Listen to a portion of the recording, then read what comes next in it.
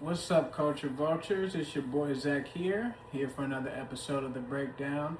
And today's film is Matador, directed by Pedro Almodovar. I hope I pronounced that correctly. If not, I apologize. It stars Antonio Banderas, Nacho Martinez, and Assumpta Serna.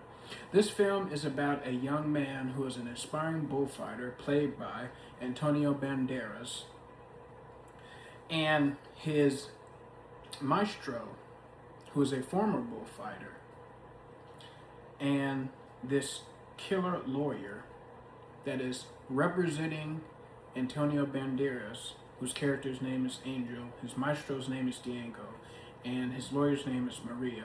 And the three of them get embroiled in this whole murder mystery plot. Basically, Angel is this sexually repressed guy, and he attempts to rape his maestro's girlfriend, which is also his neighbor. And then when he turns himself into the police for the rape, even though she didn't press charges for it, he ends up confessing to murders that he did not commit, but actually that Diego committed in order to protect himself. And Diego, he's like this really crazy guy that he has these obsessions with death. He gets this a sick sexual thrill out of it. In the beginning of the movie starts off with him actually masturbating. I know it sounds crazy, but him masturbating to just videos of just people dying, decapitations, drownings, people getting, shooting themselves in the head, all types of just crazy shit. He's sitting on a couch just getting off to it. And he's attempting to train Angel to be a bullfighter. Like I said before, Angel attempts to rape his girl. And then, he ends up in jail for murders that actually Diego committed. And it's kind of unclear why he's deciding to protect Diego, why he wants to, turn himself in for these murders. And, this guy, he grew up in a very strict religious background. I'm talking about Angel.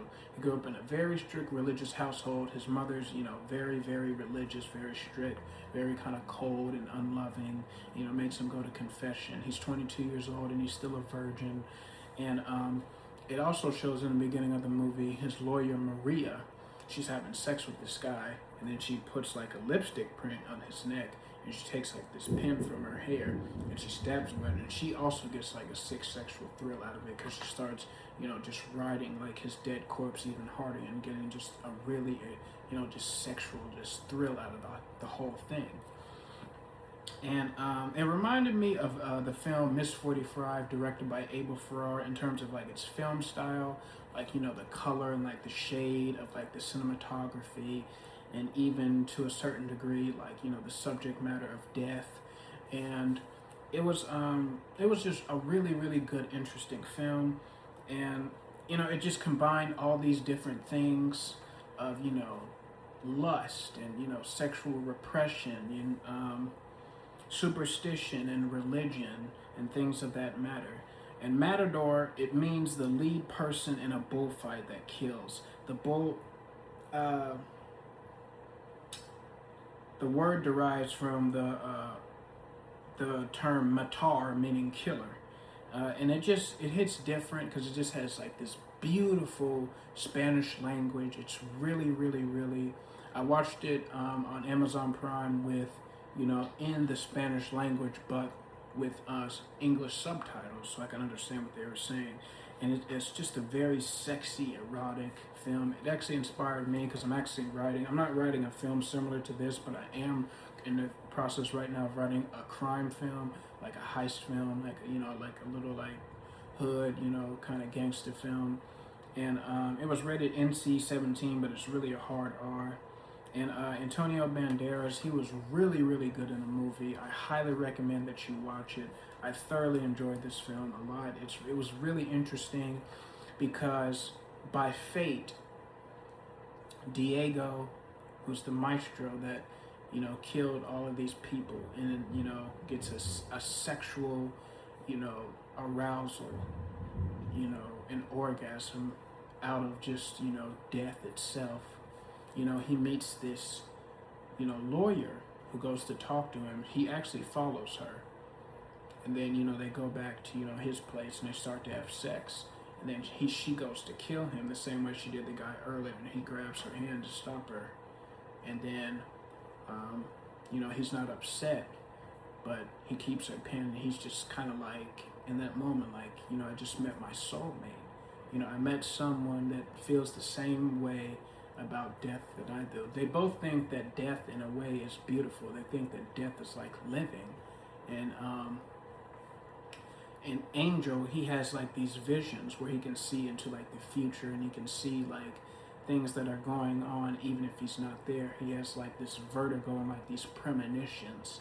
So at the end of the film, they start to, the police start to crack down on the case and start to realize that it was actually his maestro, Diego, that was the one that did all these killings, because Angel, he tells the police that the bodies are buried in his maestro's garden, and then they go there and they dig up the ground and they find the bodies, and the police is like, well, how would he have buried all these bodies on your property without you even knowing about it?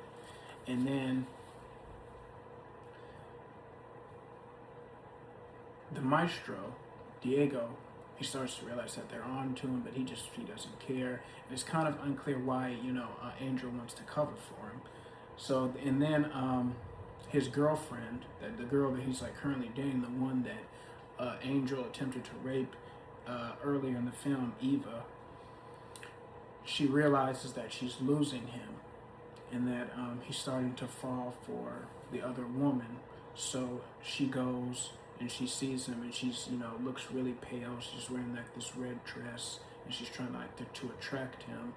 And then, she goes to Maria, and she tells him, I'm gonna go to the police and, tell them what's going on, because she was actually upstairs. She went over there to get her stuff because he had broken up with her, and she overheard the whole conversation where Diego and Maria basically, admitted to, the things that they had done.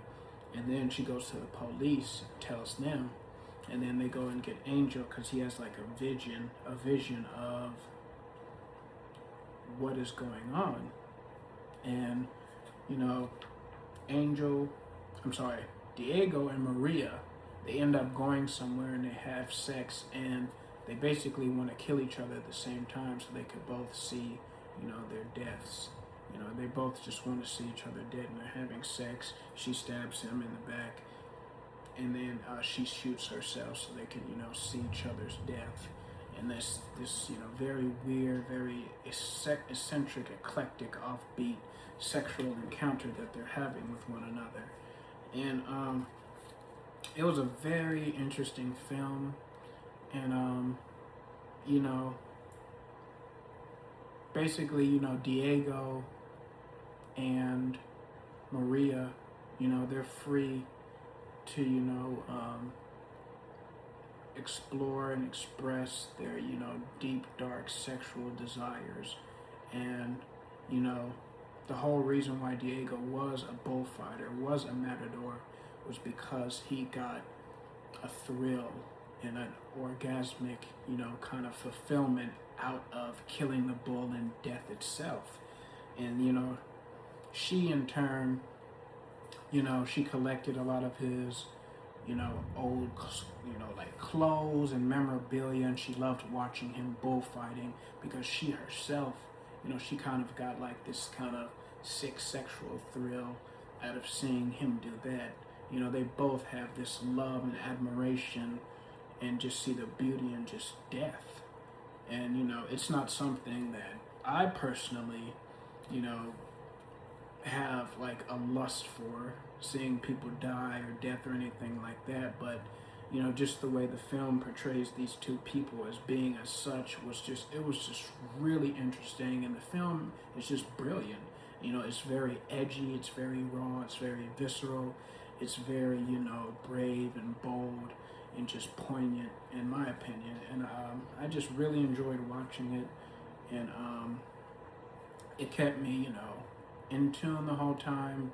It was very sexy. Some scenes did turn me on, not like the part of like the killing and all that stuff, but just, some of like, just the sexuality between, the male and female characters, and obviously, of course, not the rape, but just, the sexual encounters between, Diego and like Maria, and stuff like that. It's really sexy. It's very erotic, the way these two love each other and the way they just like find this common ground of something that they love that's, you know, very, you know, tragic to the rest of the world, and just very, you know, the world has a totally different other worldview, totally other different view of death, but they see it as something beautiful, and they actually see death as living in a way.